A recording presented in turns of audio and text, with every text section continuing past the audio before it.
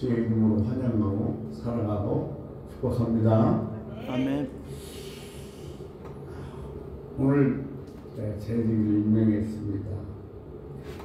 주님 앞에 재직으로 부르심 받은 여러분들은 진심으로 제가 축하의 말씀을 드리며 하나님께서 하늘 문을 열어서 남다른 은혜로 문을 찾아오시기를 주의 이름으로 간절히 소원합니다. 그리고 예배 드리는 우리는 정말로 아름다운 결단을 할 수 있는 그런 복된 시간이 되기를 기도하는 마음으로 말씀을 준비하고 전하겠습니다. 우리는 하나님의 부르심의 영광 앞에 서 있습니다. 대통령이 국민들 대표나 아니면 좀 여러 사회 시민들을 초청해서 간담회를 갖거나 아니면 무슨 좌대를 하는 경우가 있습니다만 거기에 청을 받으면 저 제주도에서부터 비행기를 타고 올라와서 잠깐 보고 갑니다. 근데 하나님께서 오늘 여러분을 이 자리에 부르신 것은 잠깐 보고 가는 것이 아니라 하나님이 위대한 사명의 동역자로 부르셨습니다. 그러면 우리는 주님 앞에 어떤 동역자로 서야 할 것인가에 대해서 한번 깊이 생각해 봐야 할 것입니다. 한 사람이 한 사람을 세우는 직분자, 사역이 아니라 사람의 목적인 직분자로서 하나님 앞에 서야 될 줄로 믿습니다. 바울은 죄수 오네시몬을 나의 신복이라고 그랬습니다. 우리가 신복 그러면 잘못하면 노예의 개념으로 생각할 수 있겠습니다만 심장이라는 소리입니다. 사도 바울은 죄수로 왔던 오네시몬을 만나서 그를 변화시켜서 자기 심장같이 여겼다는 겁니다.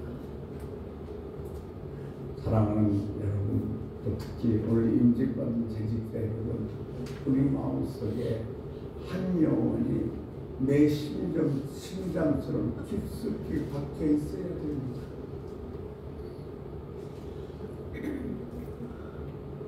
하나님의 심장을 품고 한 영혼을 세워야 합니다. 그러니까 정말 그것이 내 남편이 됐든 내 아내가 됐든 내 자녀가 됐든 그 영혼을 정말 내 심장같이 품고서 그 영혼을 하나님 앞에 세우기 위해서 정말 애를 쓰고 노력해야만 되어진다는 것입니다. 고등학교나 아니면 대학교까지는 신앙생활을 잘 하다가 고등학교를 졸업하고 대학에 가든지 그렇지 않으면 사회에 나가면 교회를 떠나는 사람들이 상당히 많이 있습니다. 그들을 조사해 보니까 이유는 딱 두 가지였습니다. 가장 큰 이유가 첫 번째, 자기들이 부모를 보니까 예수가 하나님이 없는 것 같다. 어머니가 아버지가 교회를 열심히 다니고 또 기도를 하는 것 같은데 그들이 삶을 보니까 하나님이 없는 것 같다. 그래서 자녀들이 교회를 떠나는 경우가 상당히 많고, 두 번째, 내가 신앙생활하면서 예수님을 만나지 못했기 때문이라는 겁니다. 정말 중요합니다. 신앙생활하면서 교회를 오고 갈 수는 있습니다만 이 예수를 만나지 못하면 결국 교회에서 멀어질 수밖에 없기 때문에 그렇습니다. 재직자는 주님이 심장이 박혀져 있어야 됩니다. 내 심장에 주님이 있어야 내게서 예수 그리스도의 복음이 흘러나가서 다른 사람을 좁힐 수가 있어지게 됩니다. 우리가 하나님께 드릴 수 있는 최고의 선물은 영혼입니다. 영광의 부르심 앞에 사명을 위해서 최선을 다하는 직분자, 수고와 노력을 아끼지 않는 직분자가 되시기를 간절히 기도해 바랍니다. 그러기 위해서는 비전의 재직이 되어야 됩니다. 비전이 있어야 나이와 환경에 상관없이 뜨겁고 열정적으로 하나님 일을 할 수 있기 때문에 그렇습니다. 김영석 교수라고 이 연세대 은퇴 교수입니다만 분이신데 그분이 쓴 책이 이런 책이 있습니다. 인생의 길, 믿음이 있어서 행복했습니다. 그러면서 그는 이런 얘기를 합니다. 지금도 나는 기독교가 민족과 인류의 희망임을 의심치 않습니다. 우리 영혼과 노력으로 진실과 사랑이 가득한 기독교 나라가 이루어져야 하기 때문입니다. 주님의 사랑은 우리의 영원한 희망이요 행복입니다. 그 길은 우리 모두가 가야 할 길이기도 합니다. 그가 100세가 넘도록 뜨겁게 그리스도를 위해서 일할 수 있었던 것은 자기 안에 식지 않는 비전이 있기 때문에 그렇다는 것입니다. 성경에도 나이를 초월해서 하나님이 주신 비전에 도전한 사람이 있습니다. 85세에 헤브론을 바라보면서 이 산지를 내게 주소라고 외친 갈렙입니다. 그런 출애굽기 1세대로서 여호수아와 함께 죽음을 보지 않고 가나안 땅에 들어갔습니다. 출애굽한 1세대는 광야에서 열면에 믿음이 없는 정탐꾼의 이야기를 듣고 원망하며 불평하며 낙심하다가 그들의 말 그대로 광야에서 다 죽었습니다. 그러나 갈렙과 여호수아만 믿음으로 약속의 땅에 들어가 약속의 땅을 정복하고 그 땅을 분배를 받았습니다. 뿐만 아니라 지금까지 인생의 나이를 초월하여 하나님이 주신 거룩한 비전에 도전하는 멋진 신앙의 모델이 되어져 있습니다. 성경을 따라가면 갈렙이 오랫동안의 마음에 품었던 비전은 헤브론의 산지를 정복하고 그 땅을 기업으로 삼는 것이었습니다. 당시 유다 지파의 대표로 그 땅을 정탐했던 갈렙은 지금 여호수아 앞에 나와서 이 산지를 내게 주소서라고 요청하면서 자신의 주장을 이렇게 뒷받침하고 있습니다. 여호수아 14장 7절 말씀에 보면 이렇게 이야기하고 있습니다. 우리 같이 한번 읽어보겠습니다. 내 나이 40세에 여호와의 종 모세가 가데스 바네아에서 나를 보내어 이 땅을 정탐하게 하였으므로 내가 성실한 마음으로 그에게 보고하였고. 갈렙에게 믿음의 보고를 받던 모세가 이렇게 약속하셨습니다. 14장 9절 앞절에 보면 내가 내 하나님 여호와께 충성하였은즉 내 발로 밟는 땅은 영원히 너와 내 자손의 기업이 되리라.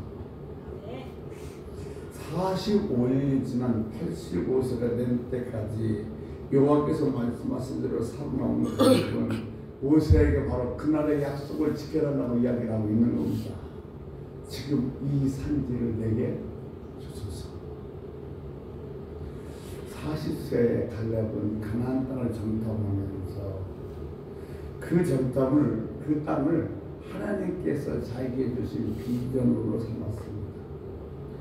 거대한 아낙 자손들 그리고 견고한 헤브론 성을 보는 순간 하나님이 그에게 저 헤브론 산지를 정복하여 기업으로 선물하는 마음의 소원을 갖게 했던 것입니다. 그 약속의 땅을 보는 순간 갈렙은 이 땅은 하나님이 내게 주신 땅이라고 이야기를 했습니다.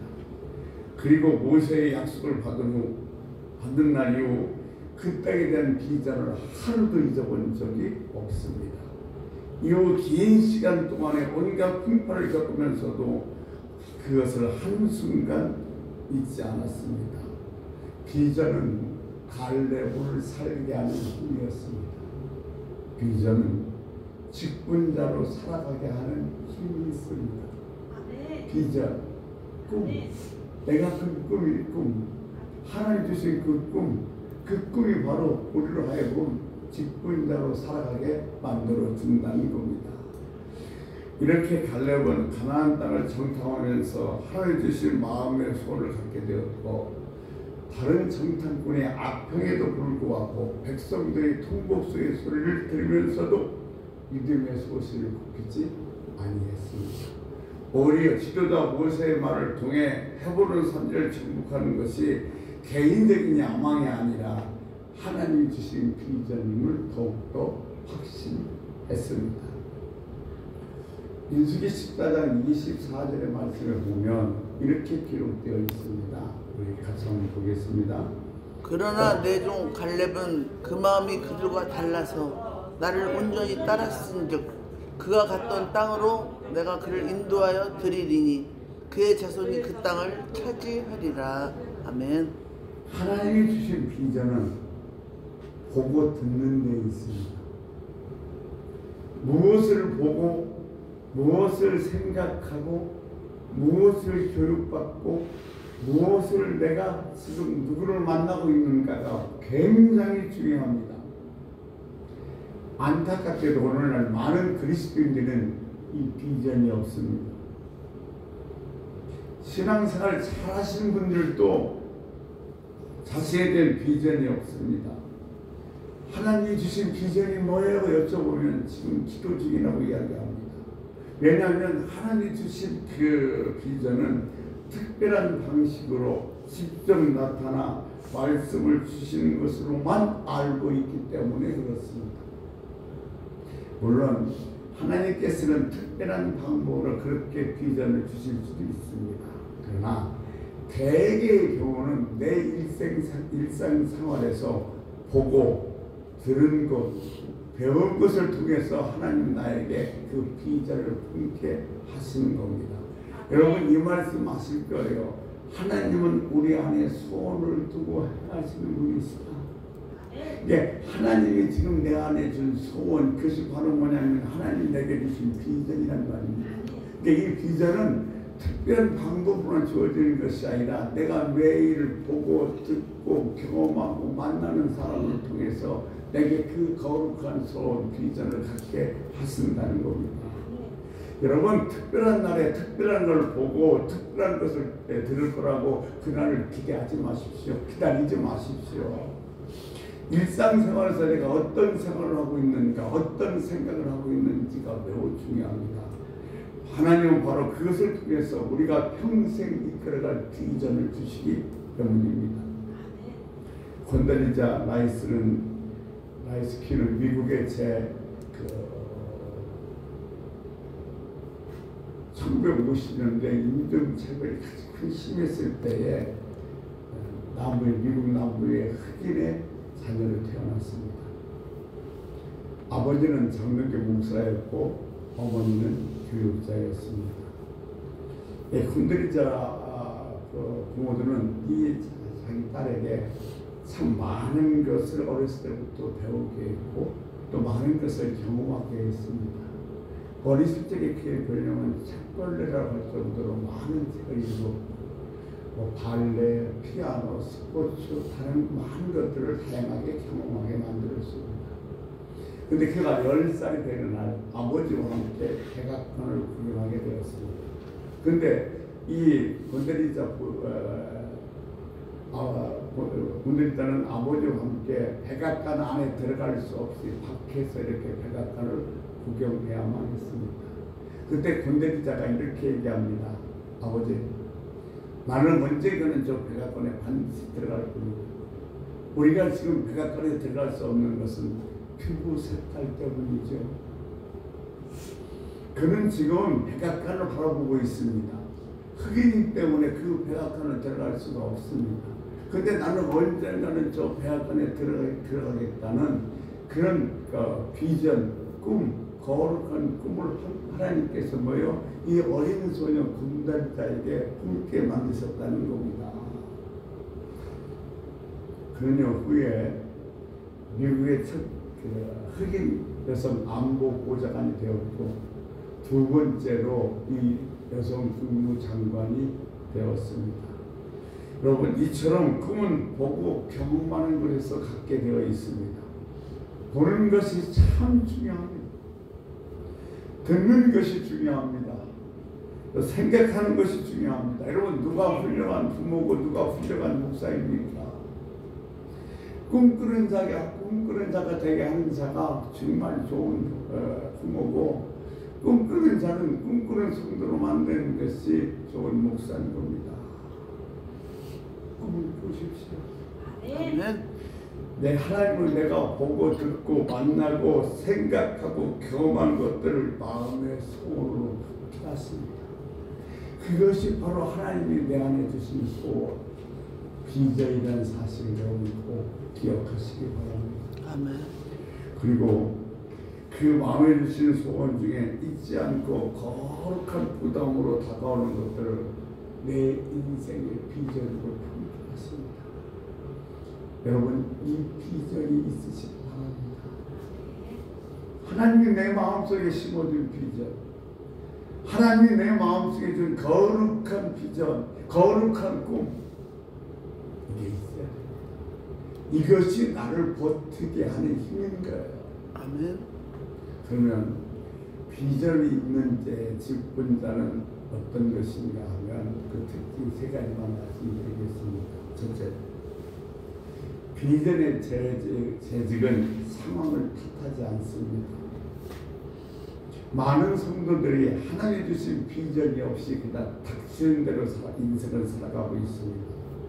불평과 원망으로 가득한 인생들도 많습니다.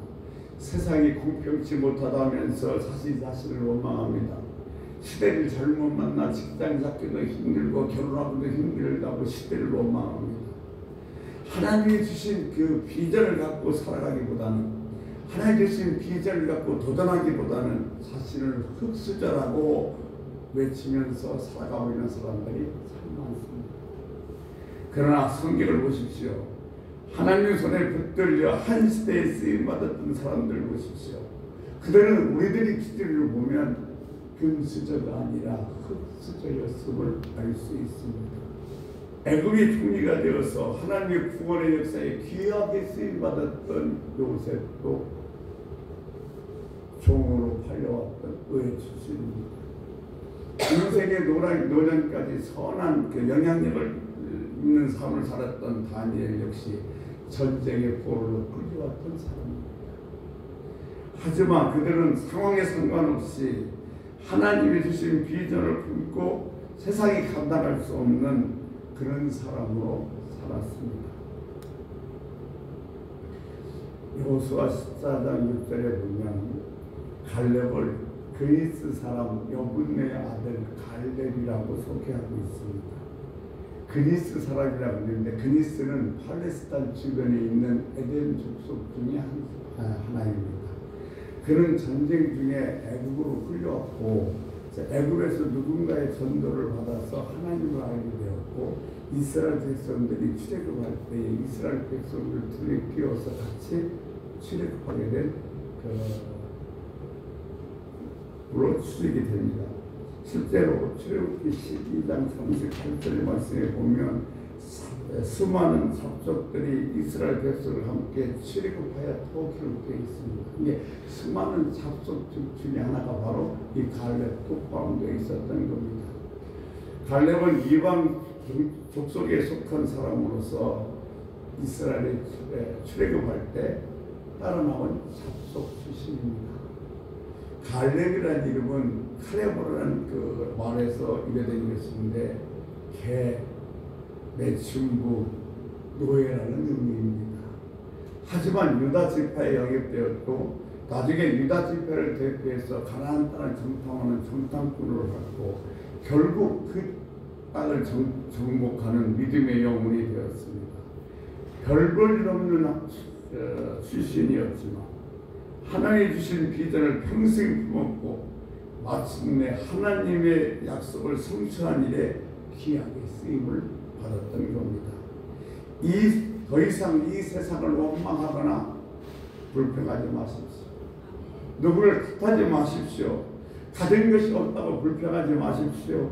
배운 것이 없다고 낙심하지 마십시오. 비전은 나이로 출신도 뛰어넘게 만듭니다.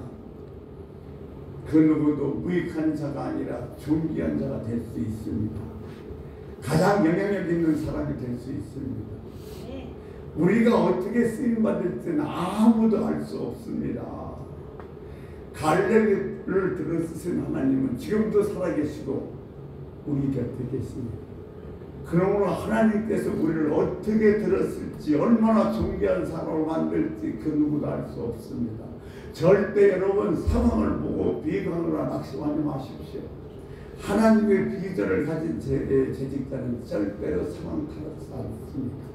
왜냐하면 내 안에 하나님 주신 거룩한 꿈이 있기 때문입니다. 여러분, 내가 지금 정말 세상에 한없이 원망스럽고 내 처지가 한없이 정말로 안타까워 보이고 또 모든 것이 불만족스럽다면 한번 곰곰이 생각해 보십시오. 내 안에 하나님이 주신 비전은 있는가? 나는 그 비전을 갖고 살아가고 있는가를 한번 확인해 볼 필요가 있습니다.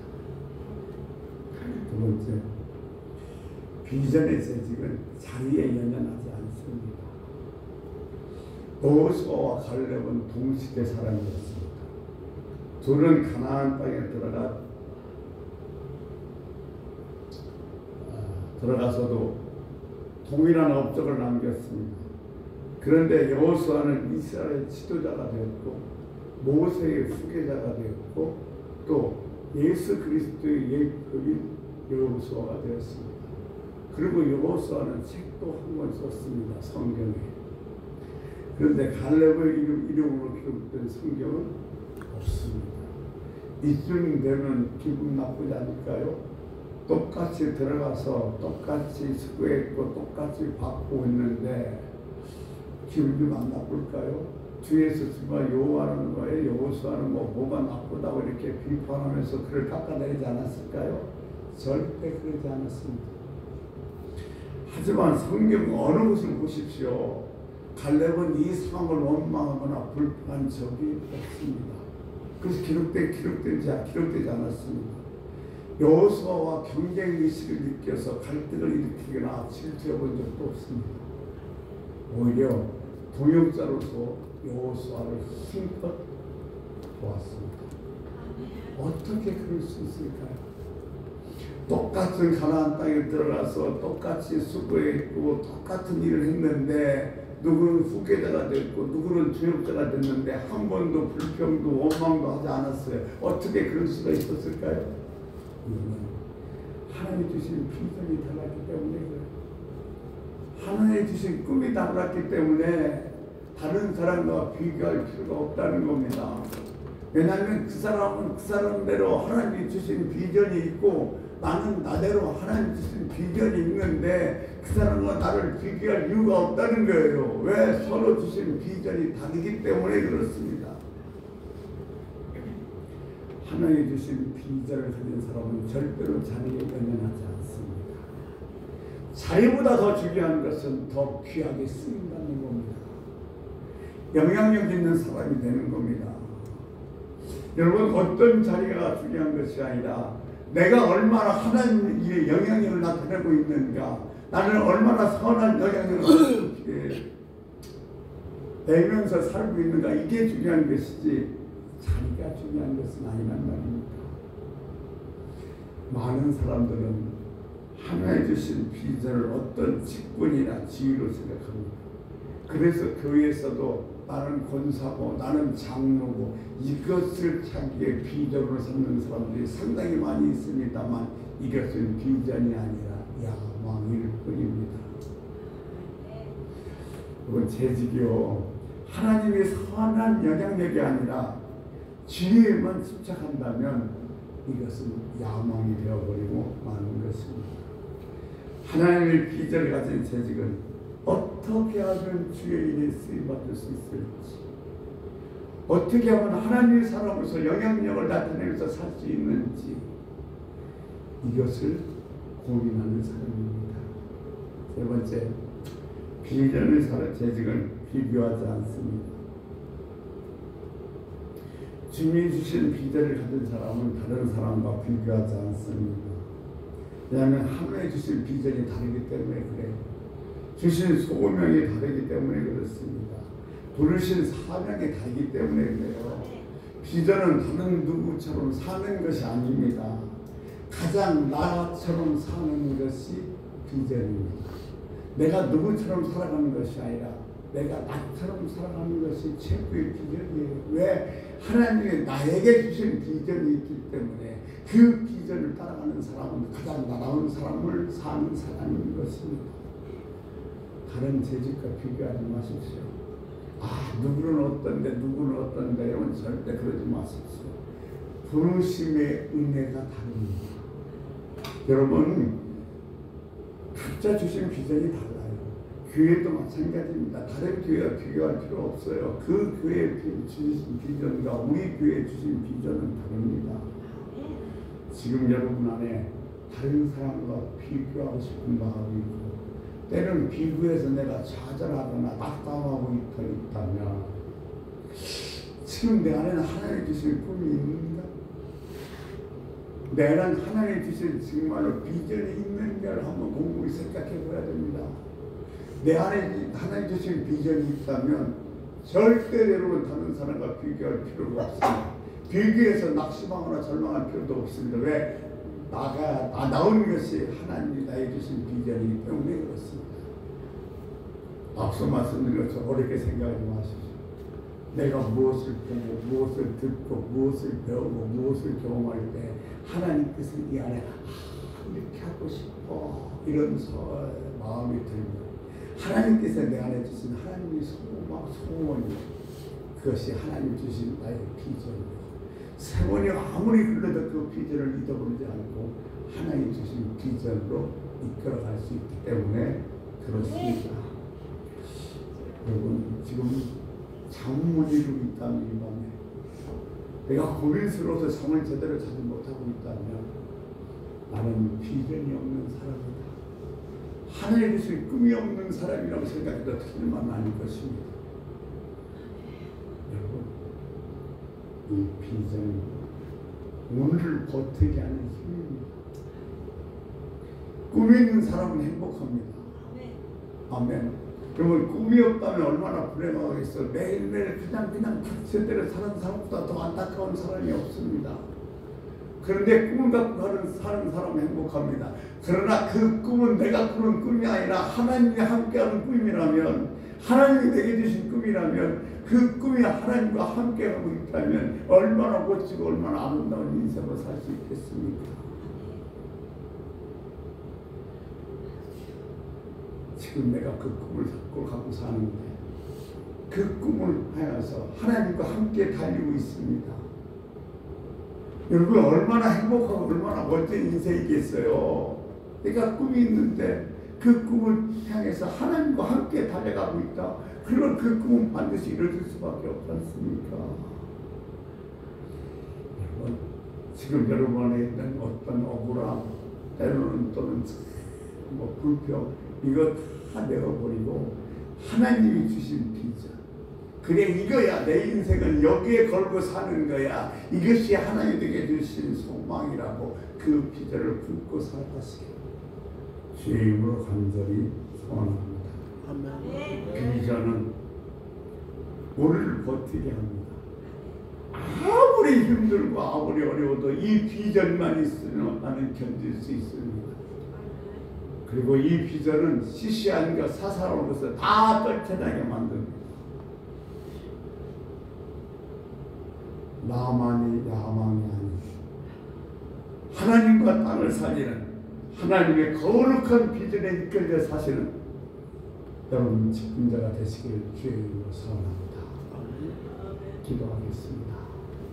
하나님 오늘도 귀한 직분자를 세우게 하니 감사합니다. 비전에 있는 직분자들이 되게 하여 주옵소서.